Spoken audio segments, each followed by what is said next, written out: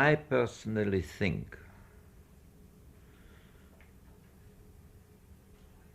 that I made my films with a kind of a sleepwalking security. I did things which I thought were right, period. And as I said, I had nobody, no model, which I wanted to be like, you know?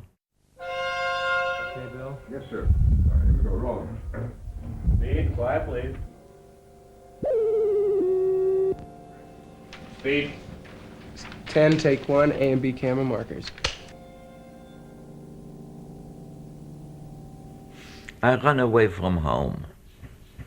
I think any decent human being should run away from home. And after different experience, I landed in Belgium. I had an affair with a Eurasian.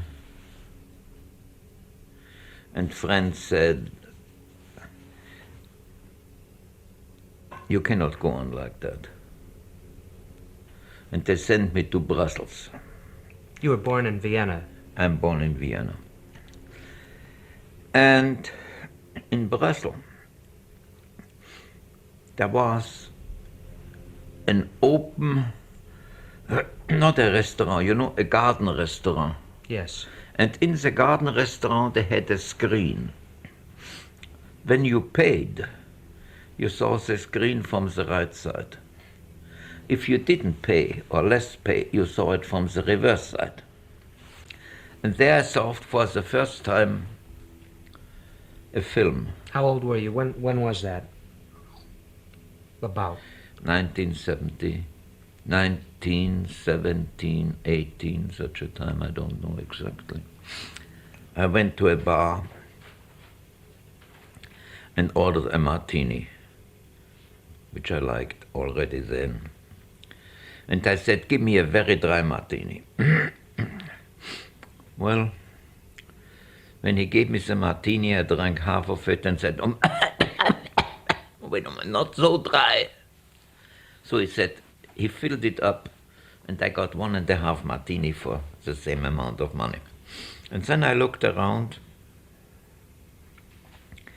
and when I saw a good-looking girl sitting with an elderly man, I went to the table and said, would you mind if I make a picture of the lady? If he liked it or not, he had to say yes, otherwise he would have hurt the girl. And then I had a slight disappointment. You know, she looked at it and then folded it very small and put it in her bosom. And I got 10 francs probably from the elderly gentleman. And in the meantime, I was working in a cabaret in a very stupid act. And in the cabaret, I met the acquaintance of a young man who was working in a bank, and he wrote songs. And one day he said to me, why don't we make pictures together? I said, fine. I still was under the influence, as I said to you, moving pictures, you know? Yes. Paintings, I couldn't do anything in these times. So we started to write together. After 8 days, I said to him, look, I make you a proposition. You sell them and let me write them. So we did. We sold 1 or 2, and then I had to go to the war. I was different time wounded, shoulder shot, everything. And in 1918, I was sick and tired, and I came back. And my nearsightedness, you know, which I had cheated at the beginning when I told you I was thinking to be my duty to be in the war, you know. Yes. helped me, and I didn't have to go to the trenches anymore. I stayed in the backcountry in Vienna. And one day, I had a very, very wonderful sweetheart, a cabaretist, but I didn't have money. Wounded, losing my horse, everything, I had 120 kronen.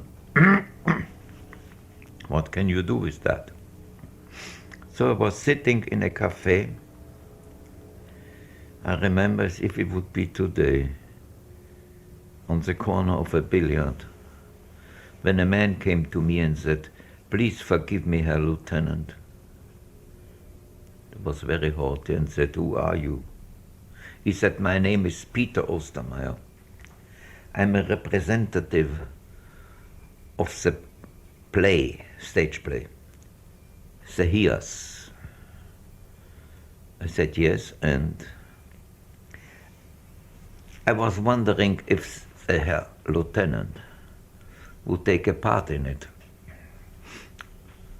So I said, "What would you pay?" And he said 750 kronen. I had 120. Sometimes in my life, I'm getting a little intelligent. Not always, not very often, but sometimes. So I said, "That is very, very little." And he said, "More than 1,000 we couldn't play." Settled.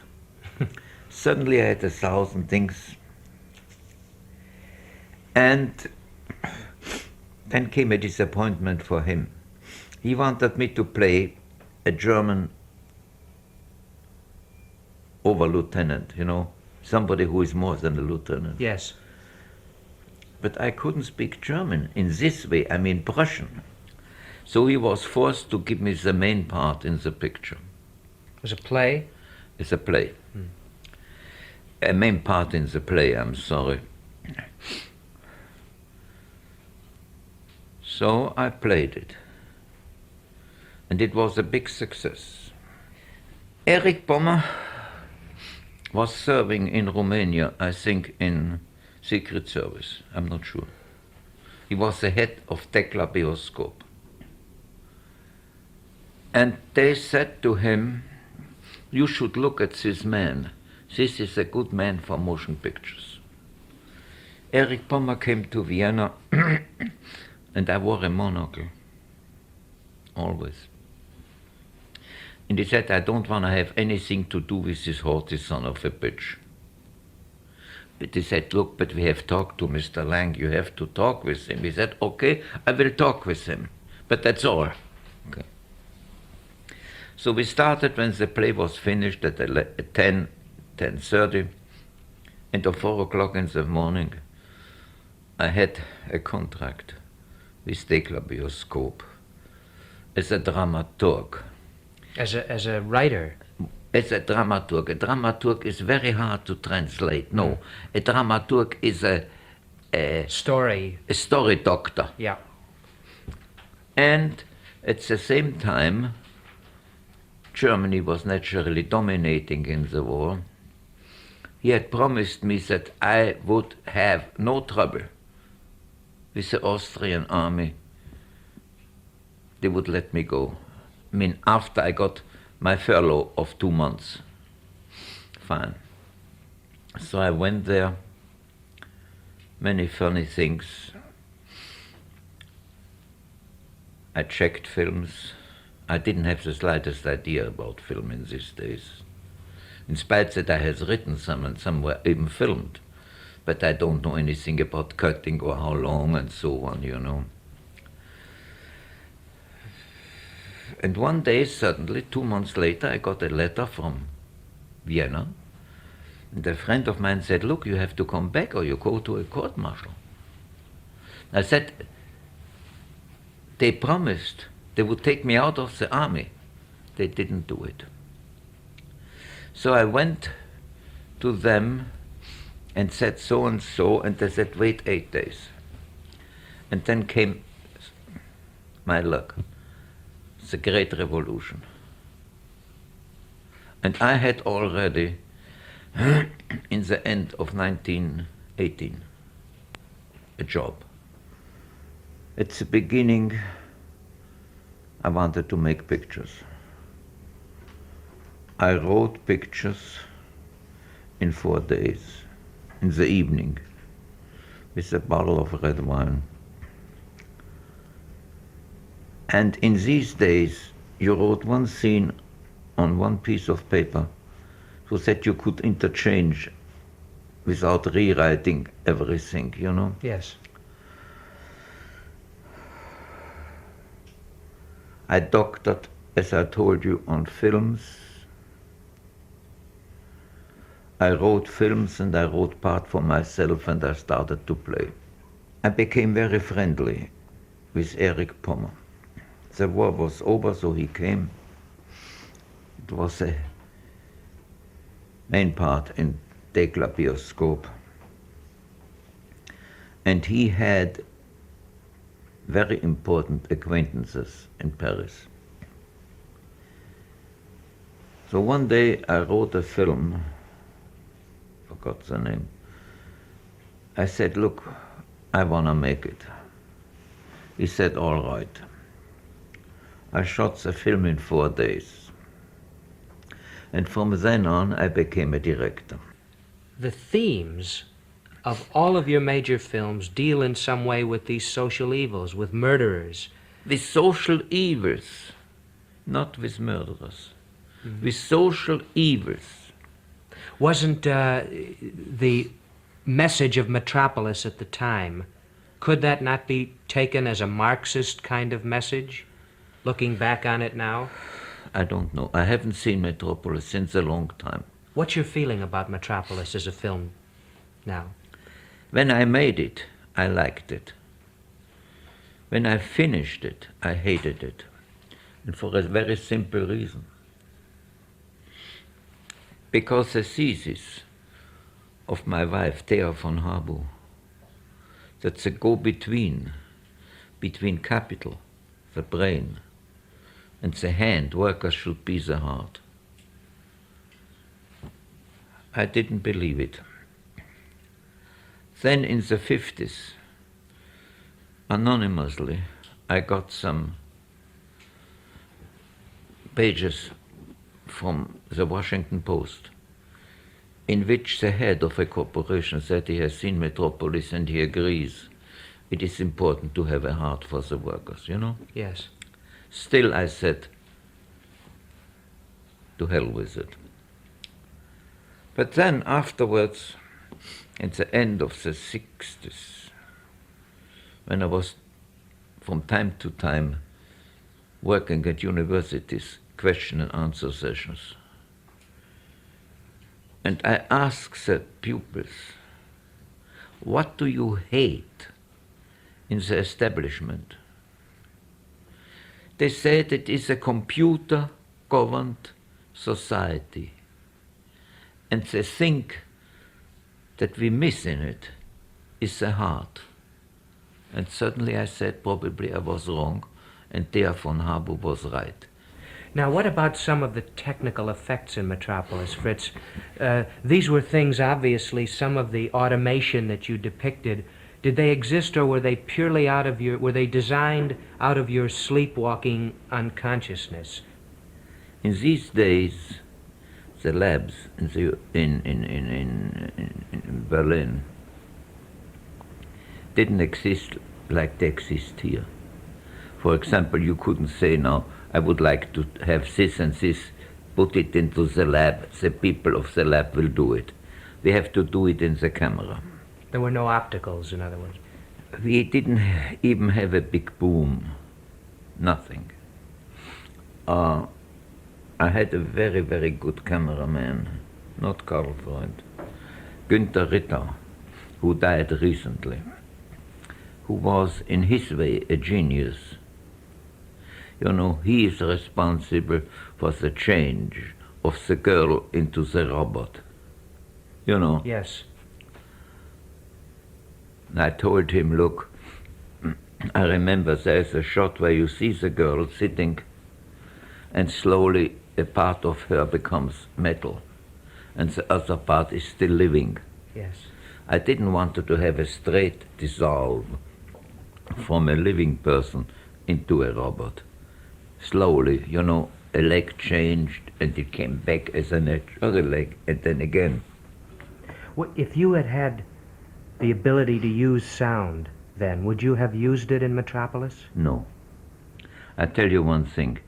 Many years later I made a film called The Woman in the Moon. And one of the upper echelon of UFA. Woman in the Moon was a Fritz Film Corporation. And UFA had the release. And one of the higher echelon went, I think it was 29 or such a thing, to America. And he saw the first Johnson films. Jolson, yeah. Yeah, and he said, we want to have some sound in the film. And I said, no, I will not do it. Because in my opinion, if you show a silent film and then comes sound and then is silent again, you kill the rhythm of the film. So I had a fight with UFA, and UFA stopped paying the contract to my company. But in the meantime, something peculiar happened.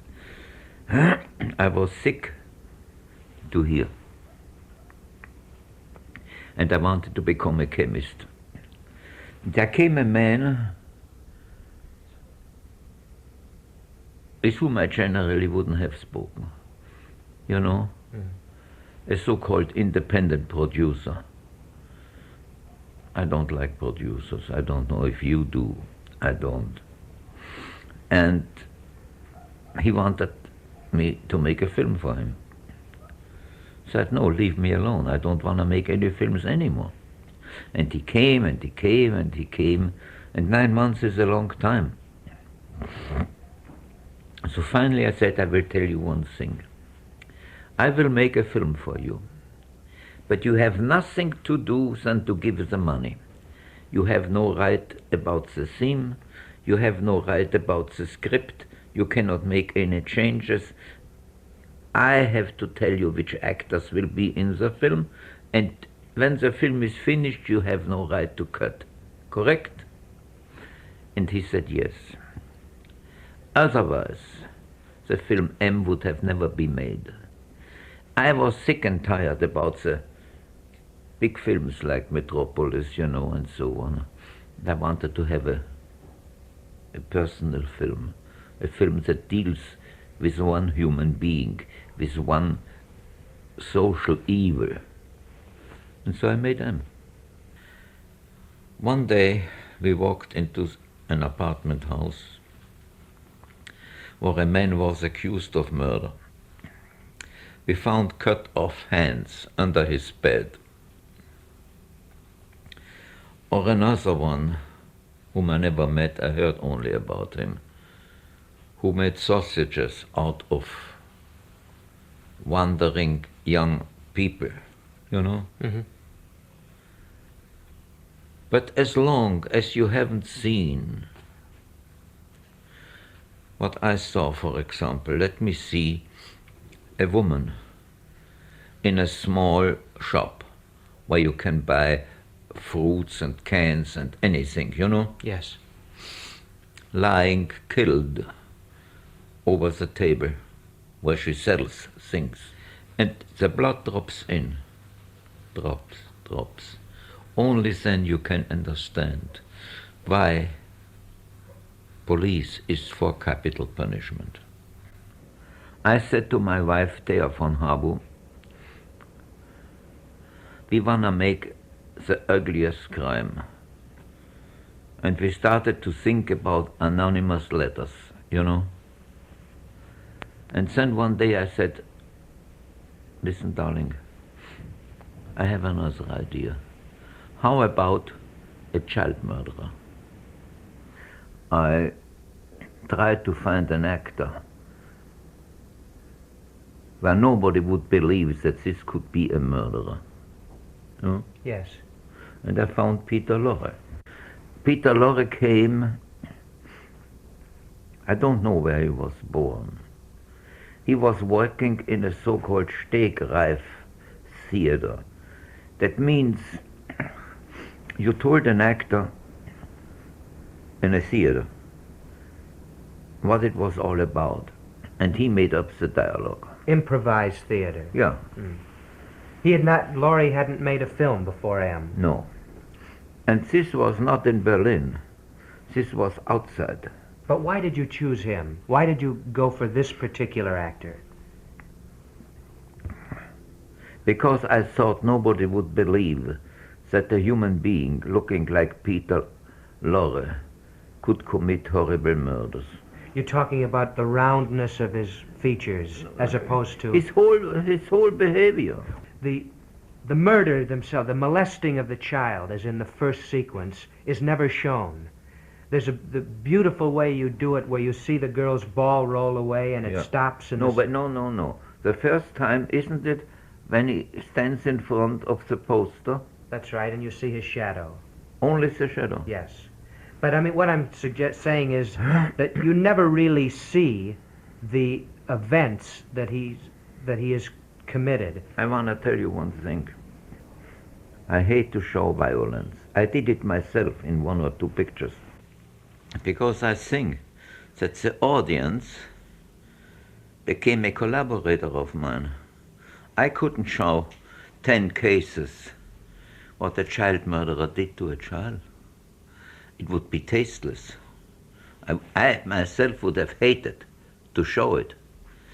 But by not showing it, the whole audience, everyone in the audience could think about the most horrible thing which he could imagine. And therefore, the whole audience became a collaborator of mine. Is one of the ideas then to make the audience empathize with the murderer and understand him and see the Not at all. Why? Just the contrary.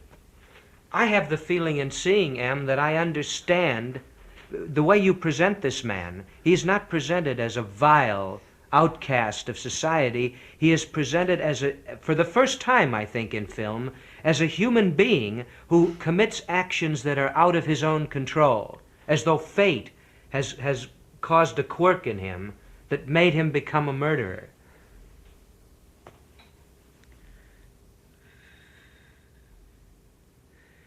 Do you think that most murders are done from the beginning on with the intention to kill someone? No. There you have the answer. But weren't you interested in making the audience empathize with the murderer to some extent? In which way? Understand him as a human being rather than condemn him as a killer.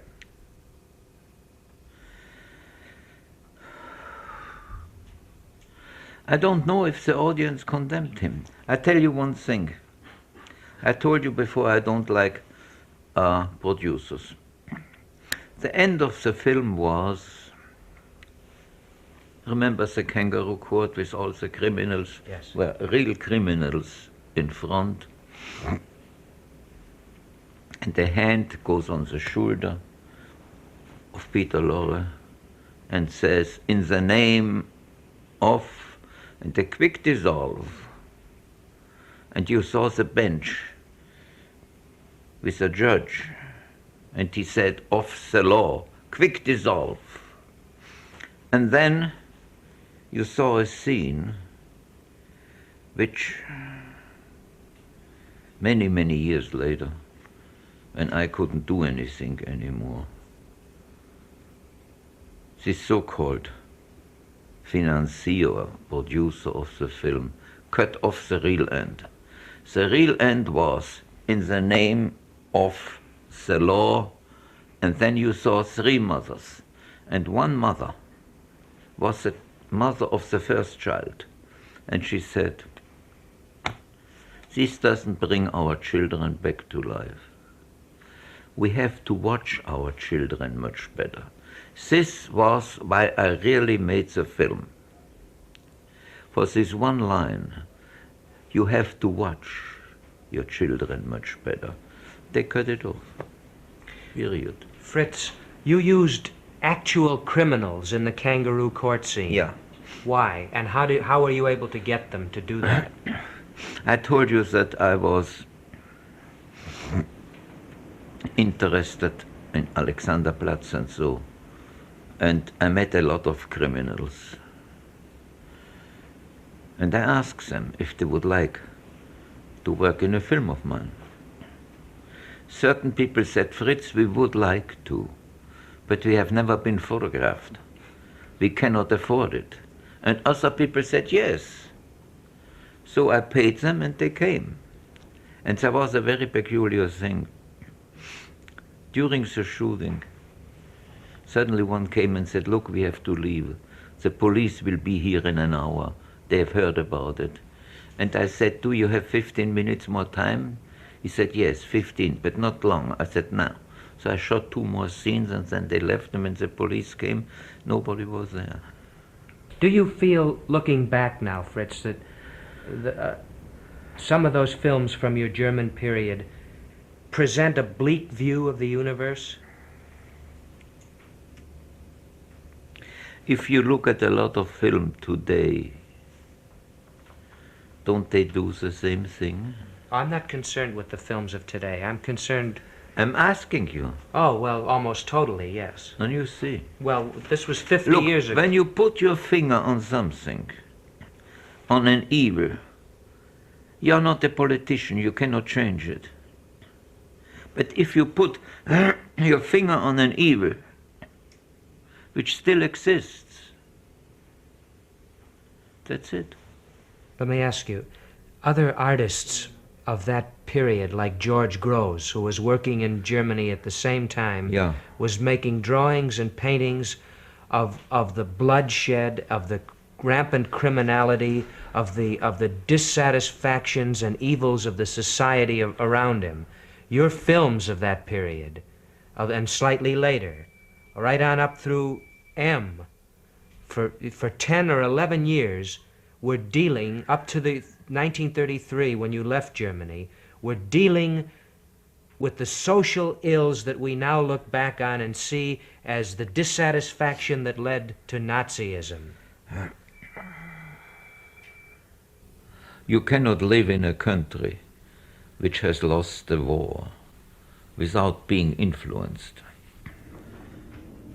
At the time when I made Dr. Mabuse, the Gambler, and the second film, Inferno, there were big posters all over Berlin. A skeleton dancing with a woman.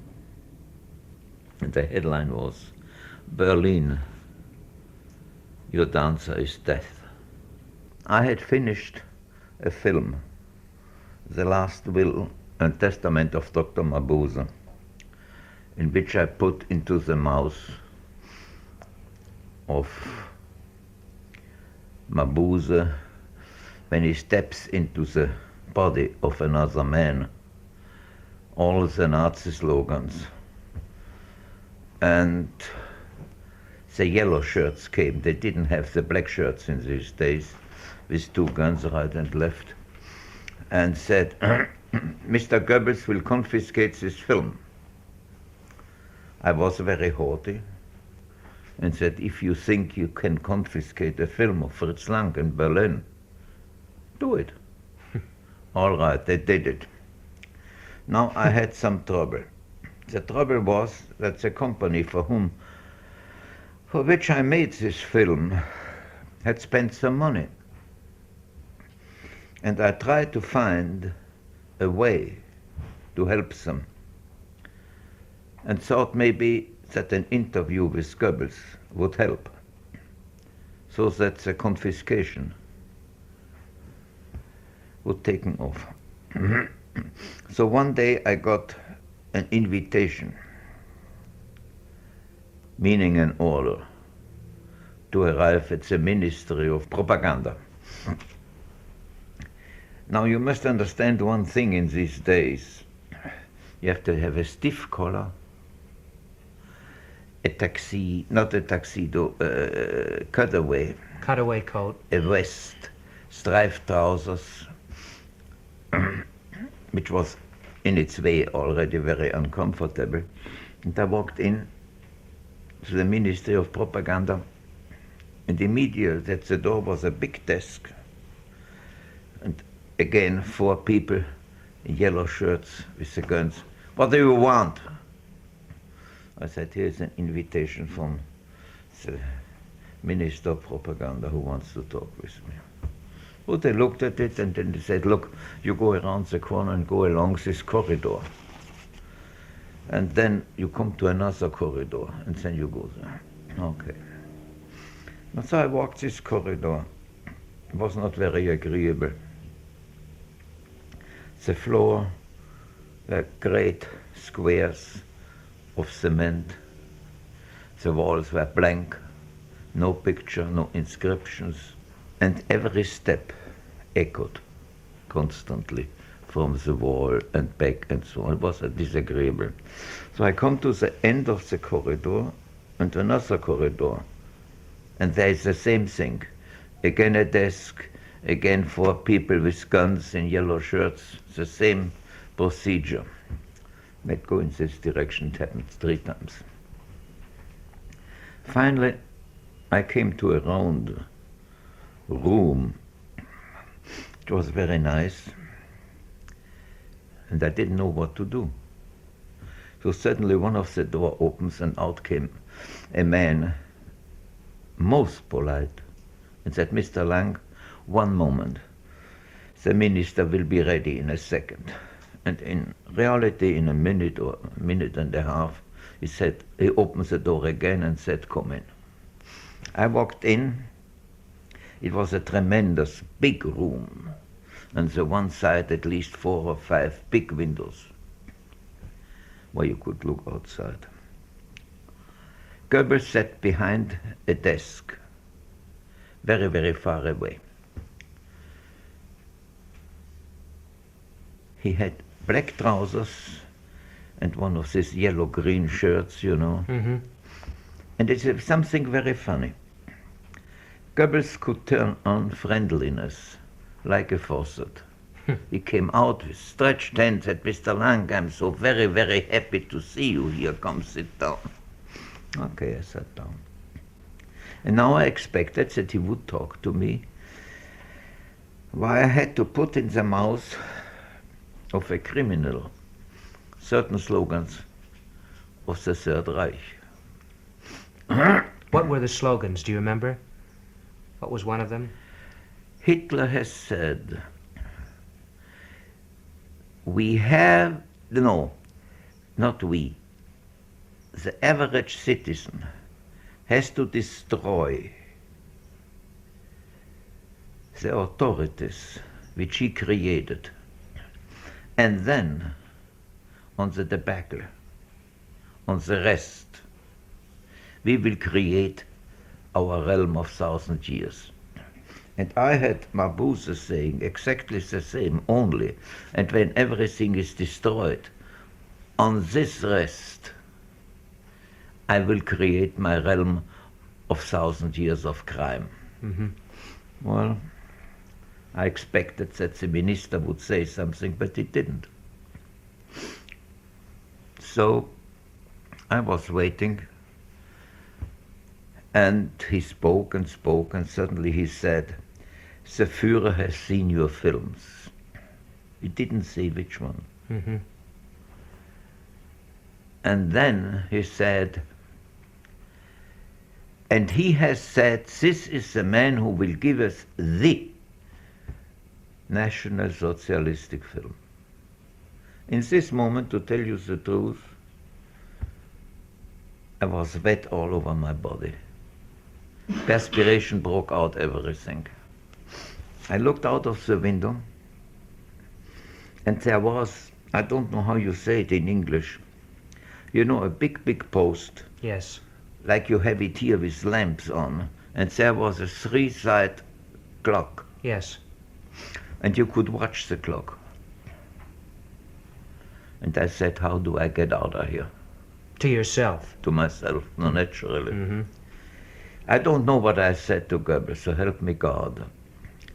But in essence, I said, I'm tickled pink.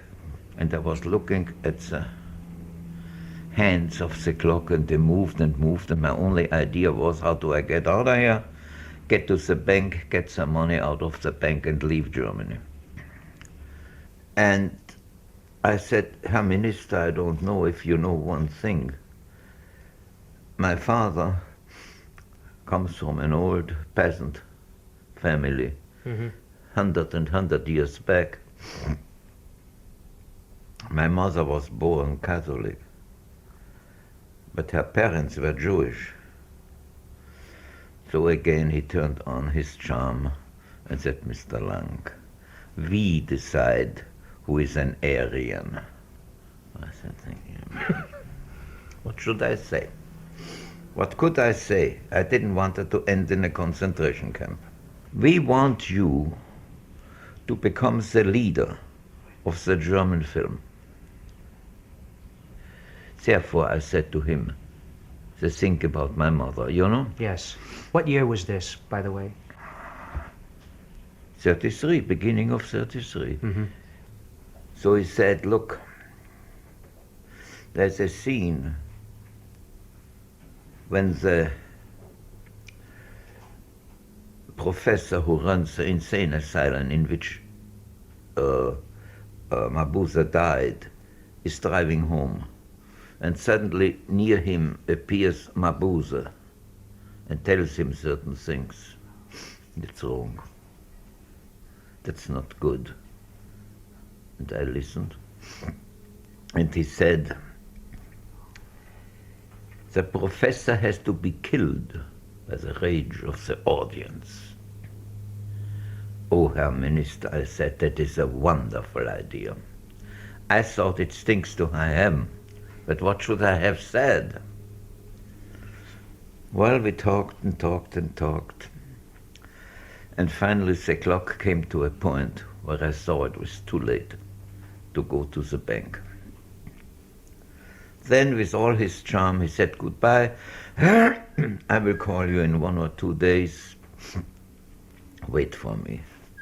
I said, Herr Minister, I'm most grateful and most honored. Sabba, sabba, blah, blah, and walked out. I went to the bank were closed. So I went home. I lived on a place called Breitenbachplatz, which on one side was surrounded from houses, but on the back of the houses were empty places where they later could build houses, you know. And I said to my servant, Hans, he was Polish, I don't think that in the next days I will find a job here in Germany. I had constantly worked with France and with England, so fortunately I had a passport. I said, you know, put into the big thing everything what I need for maybe a month and a half. And as I looked out of the window in the back room, the whole house was surrounded by Nazis in yellow uniform. I said, oh, Mr. Goebbels didn't trust you. I said, Hans, here's money. You go, which was called Bahnhof Zoo, Bahnhof am Zoo. And there I meet you at 8 o'clock. The train to Paris goes at 8 o'clock. Buy one sleeping car, Yes. Things. Okay. Then I went to my sweetheart and said to her, look, you were once married to a Jew. You have 2 children. Nobody knows what may happen to you. Shall I take a part of your jewelry outside of Germany? We talked it over and she said yes, and she gave me some of them. When I left the house, they let me go.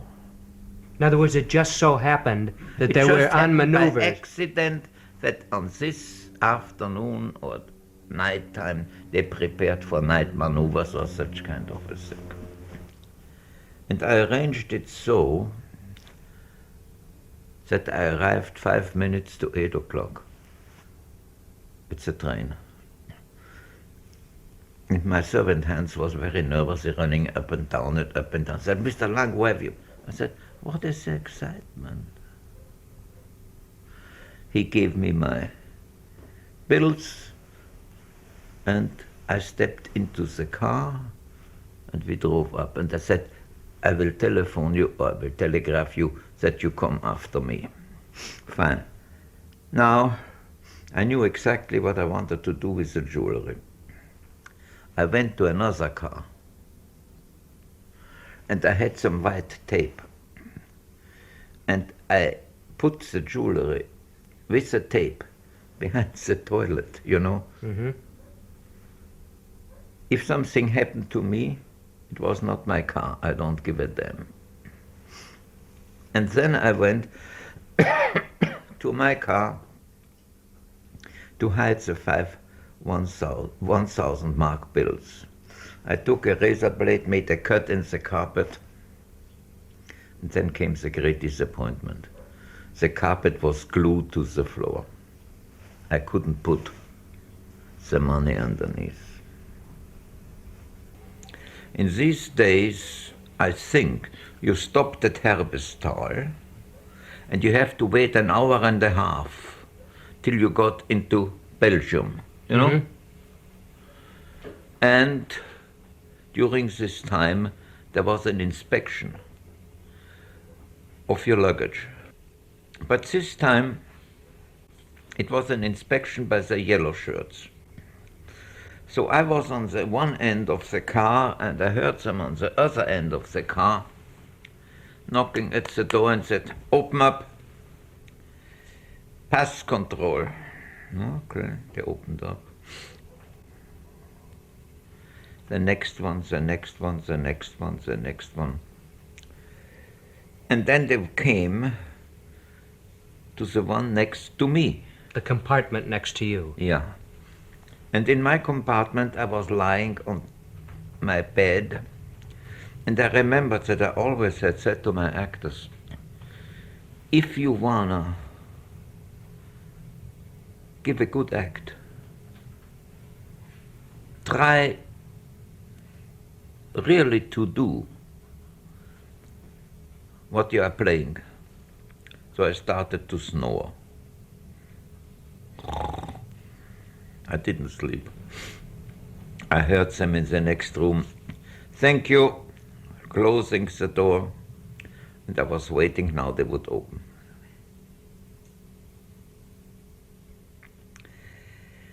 They passed by. And I said, Goebbels had somebody watching you when you left the house, and he had somebody watching you here on the train, and just in 3/4 of an hour, when the train is leaving for Belgium, they will arrest you. Nobody came. The train left, and still today, so help me God, I don't know why nobody came into my apartment. So I went, took the jewelry, and next morning I took the $1,000 bills, and I was in Paris. But I still don't know why nobody opened the door. I have to go back to something. At the beginning of my film career, if you want to use this word, I believed in fate. Slowly, with the years, I didn't believe in fate anymore. Fate is nothing that comes to you and you cannot escape. Fate is something that what you make out of your life. And my last films, which I made in this country, would have dealt with this.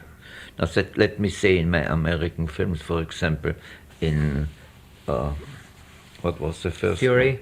In Fury, there still exists a kind of lynching when I made it. Lynching, lynch mobs. Yeah. It is an evil, but I cannot change it. I can only point it out. And the same thing is you only live once. And naturally, I will admit one thing. You know that here, in the schools, religion is not taught. How will you teach ethic if not with religion? I'm not a religious man, but ethic you learn only through religion. I hate to give interviews. I will tell you why. I usually said,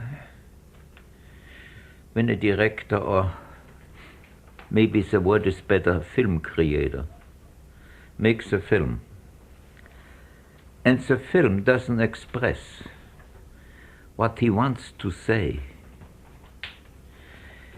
and he needs to give an interview to explain to an audience why and what, he's a lousy director, shouldn't make any films. His films should speak for him.